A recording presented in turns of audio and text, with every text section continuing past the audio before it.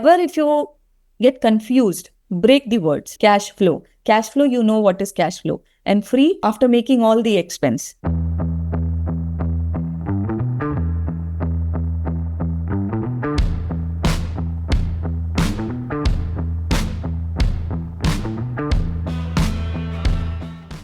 After making all the investment, the left out money is your free cash flow. So I will explain you what exactly we are doing here. Profit and loss statement is there.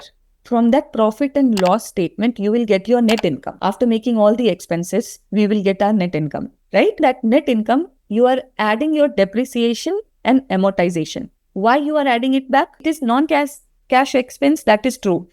But if you go through your P&L account, okay, first item is your sales, your revenue minus your COGS. So you are deducting, yes, you are taking it off your depreciation and amortization. Now you have to reverse the impact of it because it's a non-cash expense. So is the reason why we are adding it here.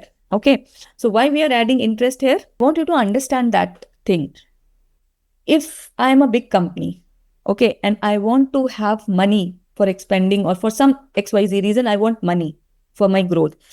I can take it from bank, yes or no? So when bank is giving me loan of 1 crore, of course I have to return more than 1 crore to bank. So I am returning bank 1 crore plus interest. What benefit will I get on that? तो आपको भी तो कुछ benefit मिलना चाहिए, तो आपका वो tax उस पे छूट मिलता है. You will get a rebate on that. Second, how we can calculate it from CFO, cash flow from operation. Again, you have to add your interest, 1 minus tax, minus your capital expense.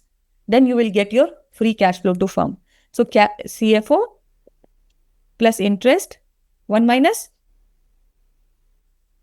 tax, minus capex will give you this we are calculating.